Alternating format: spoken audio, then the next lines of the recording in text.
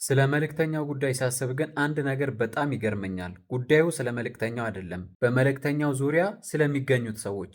በዚህ 5 ዓመታት ውስጥ አንድም ሰው ተሳስቶ እንኳን ቢሆን የእሱን ፎቶ ሆነ ቪዲዮ ፖስት አላደረገም። አስቡት፣ በዚህ በሶሻል ሚዲያ ዘመን ሰው በትንሽ ነገር ላይክ እና ገንዘብ ለመሰብሰብ በሚጋደልበት ሰዓት እነዚህን ሁሉ 5 ዓመታት አንድም ሰው ወደዚህ ሚዲያ ወጥቶ መልእክተኛው ማለት ይሄ ነው ብሎ ፖስት ሲያደርግ አልታየም።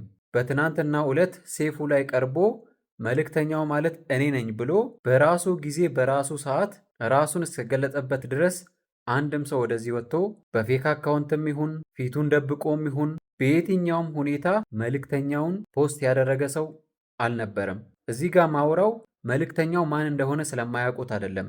መልእክተኛው ማን እንደሆነ የሚያውቁ፣ ፊቱን የሚያውቁ፣ የእሱን ፎቶ ያላቸው፣ የእሱን ቪዲዮ ያላቸው፣ በተለያዩ ጊዜ እሱን ያዩና እሱን ያገኙ ሰዎች ስለነሱ ነው ማውራው። ለእነዚህ ሰዎች የምር ትልቅ ክብር ይገባል። እሱ ራሱን በራሱ እስካልገለጠ ድረስ አናጋልጠውም ብለው የእሱን ፊትና ፎቶ እንዲሁም ቪዲዮ የደበቁ ሰዎች ቢግ ሪስፔክት።